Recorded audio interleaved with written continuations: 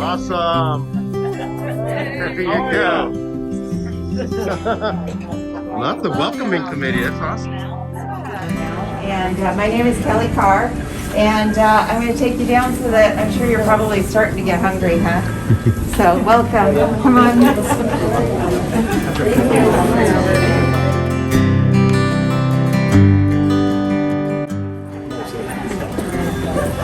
Oh, Golden Girls. Hey!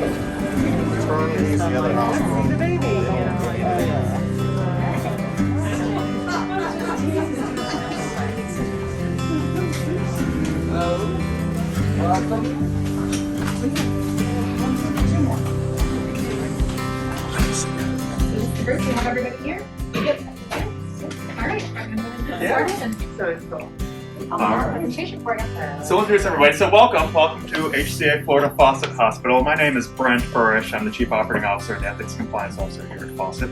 We'll go through a brief presentation and then we'll feed you. We'll break into two groups. We'll tour you through the operating rooms. So you all do get to put on very nice little bunny suits to keep any outside materials getting in. But we'll walk through it at the end. First, I'll ask our team to introduce ourselves and just say thank you for joining us. It's a pleasure for us to serve the community and you all's leadership being a part of the community. We're happy to have you here.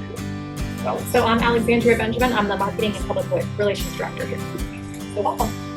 I'm George Ruggiero. I'm the Chief Medical Officer, so I'd like to welcome you all here for your visit. I'm Jessica Hoagie, I'm the Assistant Administrator here. Welcome and thank you for coming. I am Franz Vergara, Assistant Chief Nursing Officer. I'm Maria Ruggiero. I'm a marketing assistant. You all met me, Kelly Carr, and I am the volunteer manager, and then I also run the community center where we have all of our seniors get out of their house and not away from their TV and basically do exercise to trips and etc. And I am Melissa Wahlberg. I am the Director of Business Development for Surgical Service Lines. Thank you for being here. So welcome to Fawcett. We'll share a few things about us. In front of you on your bags are a few basic facts about the hospital, so some economic impacts since this is a business development and Chamber of Commerce group, and then just a few giveaways for us. If you've been in the community for a while, you probably know us as Fawcett Memorial Hospital, or just Fawcett. We did change our name in March for the first time in over 40 years. We are part of the largest healthcare system in the U.S. called HCA Healthcare. And so across the state, we are the largest healthcare organization as well as 50 hospitals across Florida. So all of us now have the name of HCA Florida. So we've got the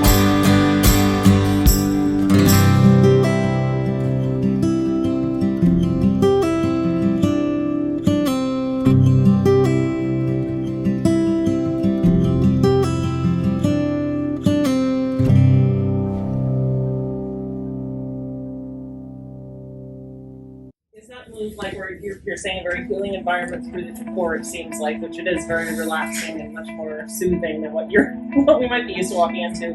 Is that also transitioning into patient rooms? So it's a long answer. Short answer is yes. Long answer is the time frame is going to be varied throughout the hospital. Right now we're starting an infrastructure replacement. It's several millions of dollars to some of the 1975, so do the math. However old those pipes are, 40 plus years, we'll start replacing those. All right, so our next question, where did we just open a new emergency room? Oh, nice. All right, blanket or umbrella? I'll let y'all raise your hands, whoever said that. Or socks. Bright orange colored socks. Umbrella or Umbrella. I think we're at socks. Socks or what? I'll take the blanket. Thank you. You're welcome.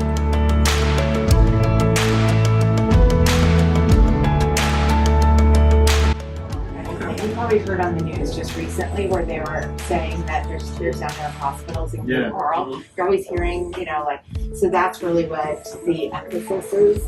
A part of me is like, I wish we could just build this one new because the footprint is so small. Is the addition bed space that you're adding here? So It's a little patient bit bed of everything. Okay. So it's OR rooms. Okay. It's ICU beds, Oh. right? So we did a big renovations for. So it was mentioned earlier that you're adding a helipad on It's top. already added. It already is added. So we. Garage. Yep, so we did a huge parking garage, which is right behind us, and then the helipad went on top of it, so it's huge. Like it's so important for our community. Yeah. And just, Previously, what they had to do is call EMS, they'd transport them over to Shore Point's Mm-hmm. helipad up there, just burnt down store now. Okay, gotcha. Yeah.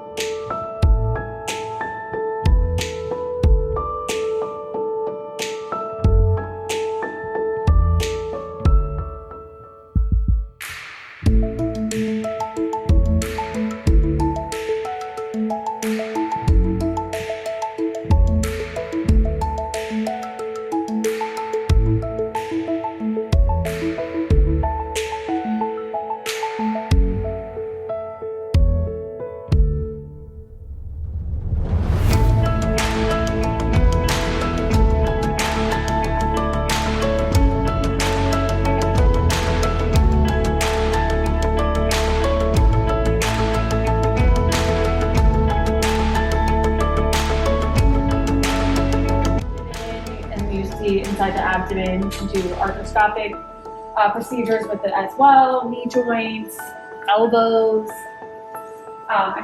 shoulders. This is the tower. Yeah. So I didn't put blades on. This is when you're doing a laparoscopic procedure. You put them inside and you manipulate the tissue, make those, articulate, and yeah, feel free to look around, touch. If you got questions, can you sit on your chair? Yeah, absolutely. This over here is kind of a basic instrumentation. Dun dun dun dun.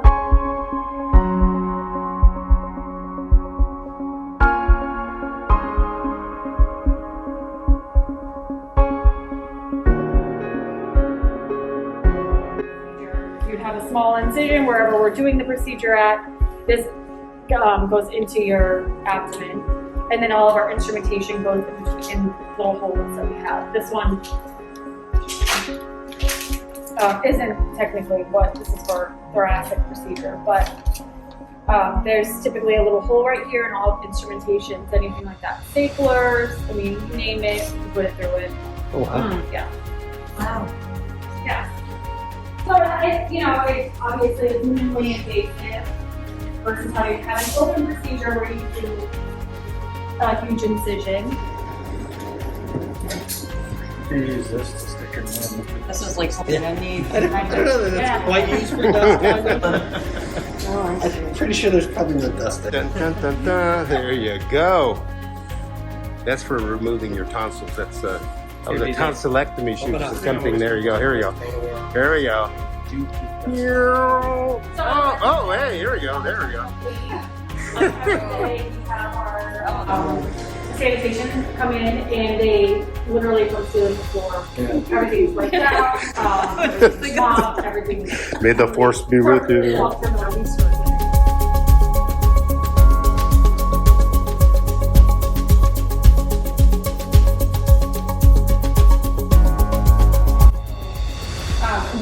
As far as like the regular OR, things are emergent, obviously, but not as emergent. So we have their own heart team that does all of our heart procedures with our physicians. A lot of stuff in here. How long does it take you to turn over the room once you have someone leave and then you're next? So turnovers is a big thing. We can do them really fast. We have quite a few cleaners and transporters and everything. We can have it in minutes done. and in a room opened within, seconds, honestly. I mean, with as much as we're used to doing and the amount of people that we have. Good thing? Yep. And you can articulate them different ways, depending on how you want to manipulate your saw. But yeah, this is basically what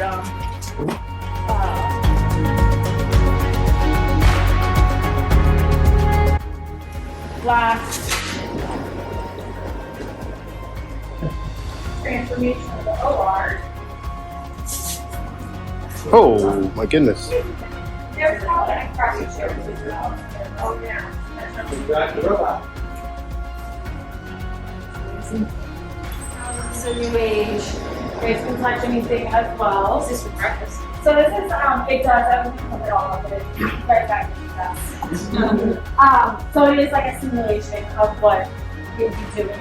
Basically, we use trocars. This is kind of like what I was showing you earlier. Go inside the patient, and we hook it.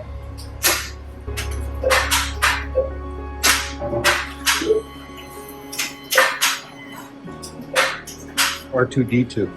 Yeah, it is. It's pretty cool. So you can manipulate this any way.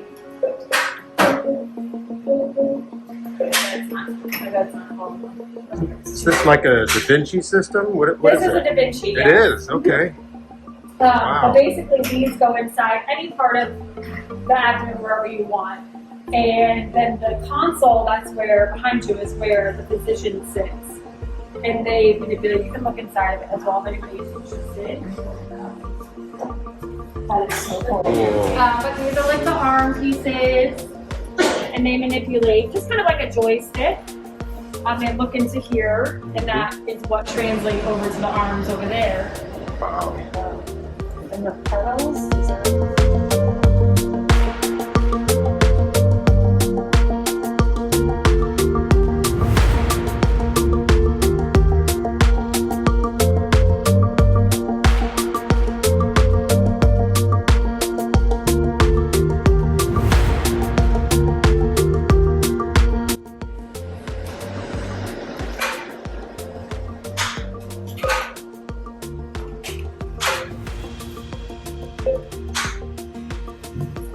you put it in.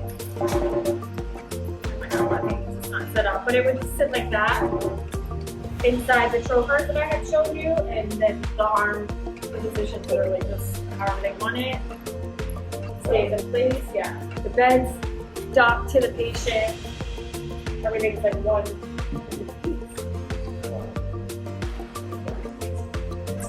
What's my normal is so not normal to you guys.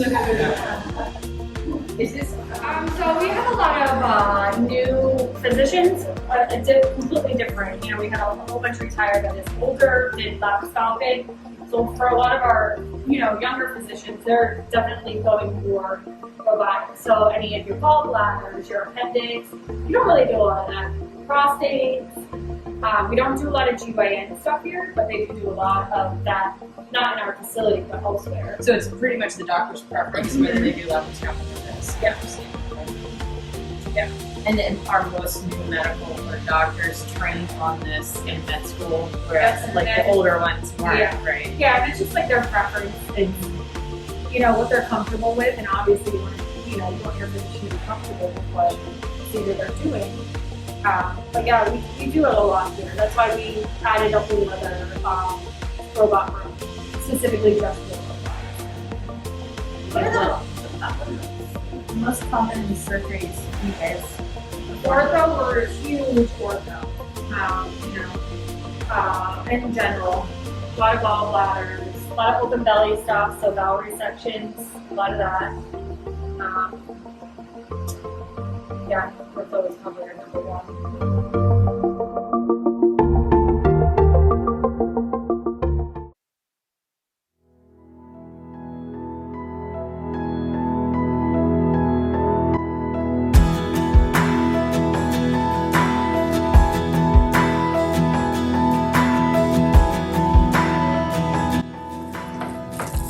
Okay. So as you know, COVID has had many effects on the people in our community, not only mental health issues, but also COVID. Also overdoses. So overdose deaths are trending upward. In 2021, we had 36 fatal and 186 non-fatal overdoses. They were almost double that of 2020. But increased levels of acuity and mental health symptoms. People reported feeling more anxious, lonely, and had more suicidal thinking and violence going on. So in February of 2021, which is the last time this study was done, 40.8% of adults in Florida reported symptoms of anxiety and depression, and said it was didn't have the signs of suicide program, which represented to all 7 providers every year throughout Charlotte County. And we also have social workers in the schools, and I put there's a list in your bag of all the signs of suicide. So we go in there, we teach them the signs of suicide, and say, if you think you know of someone, then please go tell a teacher, go tell your counselor, anyone. And we've had a lot of people report, I can't even count the number of stories we've heard where because the child was taught this, they knew their friend was suicidal and they talked to their counselor about it and it saved their lives. Yes.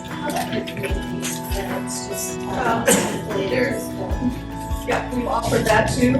Like I said, we've offered it to this business. But yeah, well, that's always available. And if you ever hear of anything like that, just reach out to us and let us know. We'll go in. We're going to go into that business with therapists. We also offer the main room, like where the kids sit, they can watch TV. There's rocking chairs, weighted rocking chairs over this area. And then we also have art rooms where they can sit and receive counseling, group counseling, do group therapy, art therapy, music therapy, everything like that. Some more of the safety features, the handles. You can't rip a handle because they don't want them to be able to put something around it and hang themselves from it. All of our sheets are special breakaway sheets where they won't be able to hold a human's weight. Telephone, short cords so that they can't, and only one person at a time, cords like this long so they can't hit someone with it or try to strangle themselves with it. We have cameras and mirror things all over so you can see around corners wherever you go. And we also have state-of-the-art, everything is monitored, toilet seat again so they can't hang themselves with it. The thing where you hang your towel, it flips really easily so that you can't put something around there and try to hang yourself. No levers or anything anywhere. And Amy is our Director of Crisis Services. She was just thanking you for the sensory room. What the sensory room will do is that when the acuity often in the crisis unit is really high, which is the reason it's not safe for us to get tours back there, nor is it. Yeah, we're always looking for new and innovative ways. One of the things that's suicide rate right now, the highest percentage is among people who are 55 to 75. So it's an older demographic that right now, they're probably in their home, maybe getting meals delivered, and I think they're more isolated. So it's how do you get to that population, that doesn't get out a lot. How do you bring those services to them? So that's something we're kind of investigating right now. And then Charlotte Health, Charlotte County in general. Is it like a usage check? Yes. And another thing too is the overdoses. So we've done all these Narcan events. And I do have Narcan here. If anyone wants to take any home, I can give you some free packets. You might be, where you work, you might have colleagues you're worried about, or you might be out on the street and see someone overdosing. And Narcan does save lives. So if anyone in one city, I do have some here. I'm happy to. Go get your Narcan. We should have a few of those. Yeah. Security. I appreciate it. Yeah.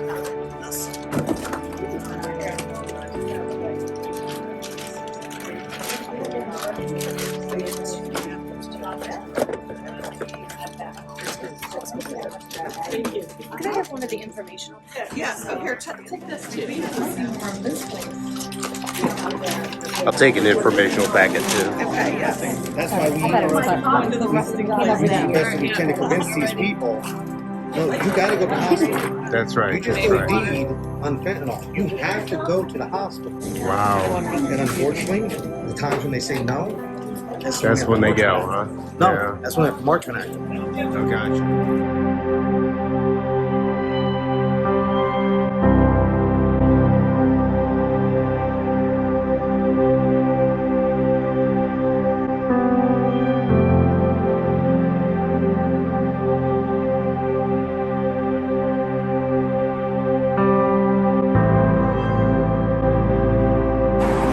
How you doing? Good afternoon, sir. Watch your step. Okay.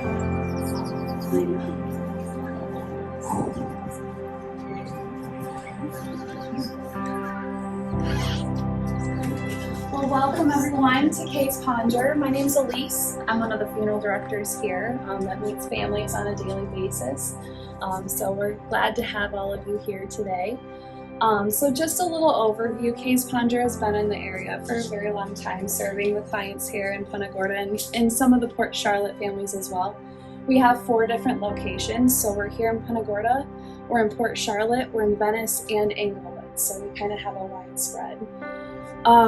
So we do things a little different here at Kays-Ponger with our families. There's one thing about the funeral industry is that it's always changing.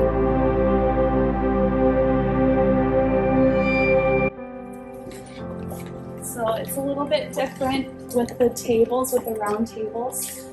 We really started doing this shortly before COVID happened. What we've noticed is that people feel a little bit more at home when they're sitting around a round table. And it's a little bit different than with the chairs in a row or the pews that you've come.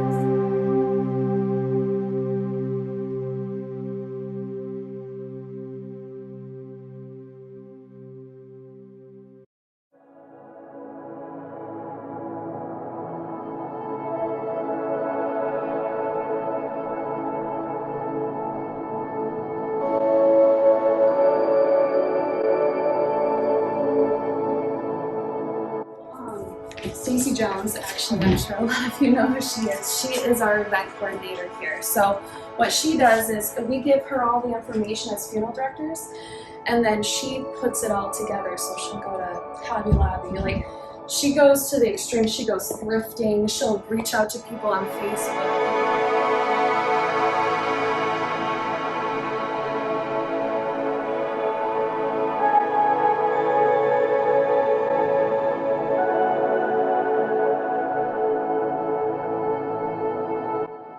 Like we had a family who she loved to collect lawnmowers, like the little push lawnmowers that have the, you know, not the electric, but the little blades. So we had them, and they're big. We had her bring in a couple. We had them bring in a couple of them, and we like put them around, and nobody knew that she did this. It was kind of like a secret thing that she did. So people came and they thought that was pretty cool. But we encourage people to bring in their personal belongings. So. Makes it more about them, like if they have awards or different things like that too. So, How many service, like how often do you turn this room over? we do it pretty often, at least once or twice a week. We're having services, and Stacy goes back and forth between all of our locations. So she's got kind of like this little storage facility, and she takes all of these items. So she's pretty busy herself, but we have about 1 or 2 a week. So, and we ask the family. It's really a big thing. We ask the family like, what's their favorite color, and we've got all sorts of different. One of your funeral homes, or do you guys plan things in other locations? We go to other locations. So we've been in churches. We've brought this to. We went to the Performing Arts Center once for a Las Vegas theme out at the Charlotte High School. We do take it other places as well. So. When you see somebody, how many days are you dedicated to that? So usually it kind of depends on the family. Sometimes it can be quick if they have relatives in town only for a couple of days and we have to do things quickly with the service. Sometimes, especially with memorial services or cremation, that can take some time. So usually that takes about 7 to 10 business days for us to actually do the cremation itself. So sometimes they'll schedule that a couple weeks out. So we have a little bit more time to gather things around and do this for them. So is the oven here? No. So we actually have our own crematory. It's out by the airport. So if you take 17, there's a little industrial area. Funeral homes, or do you guys plan things in other locations? We go to other locations, so we've been in churches. We've brought this to. We went to the Performing Arts Center once for a Las Vegas theme out at the Charlotte High School. We do take it other places as well. So When you receive somebody, how many days are you dedicated to that family? So usually it kind of depends on the family. Sometimes it can be quick if they have relatives in town only for a couple of days and we have to, do things quickly with the service. Sometimes, especially with memorial services or cremation, that can take some time. So usually that takes about 7 to 10 business days for us to actually do the cremation itself. So sometimes they'll schedule that a couple weeks out. So we have a little bit more time to gather things around and do this for them. So is the oven here? No. So we actually have our own crematory. It's out by we do have a pet program. So we've been doing that for a little bit. We work with a lot of veterinarians in the area. We bring their pets that they've euthanized into our care, but we also deal directly with families, and they'll bring the pets to us, and we do the cremation for them. What was that? Burial at sea. We do have a lot of families that do scattering, especially down here in Florida. It's very common. So we have all sorts of different options for urns and scattering and that sort of thing.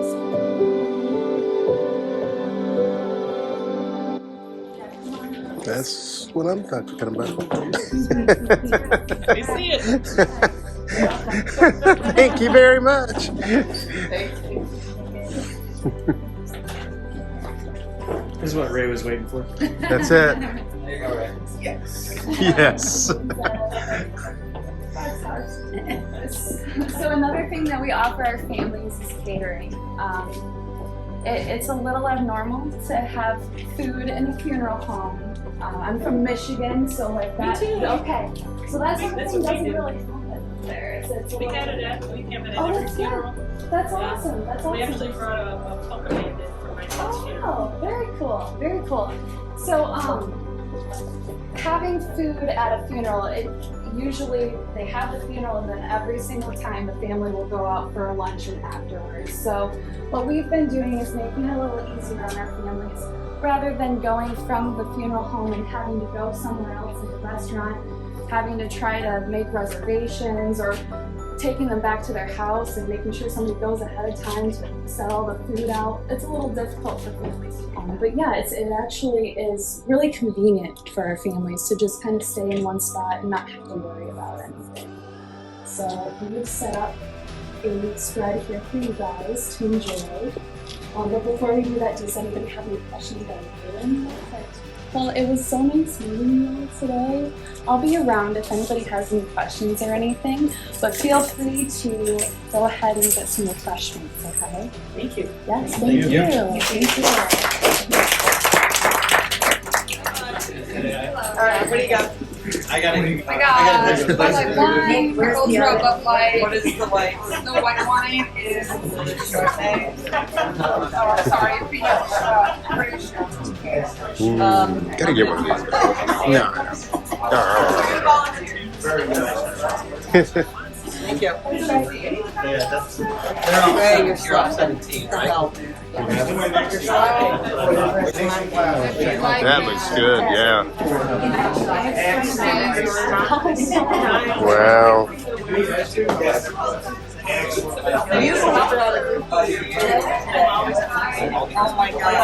That looks good.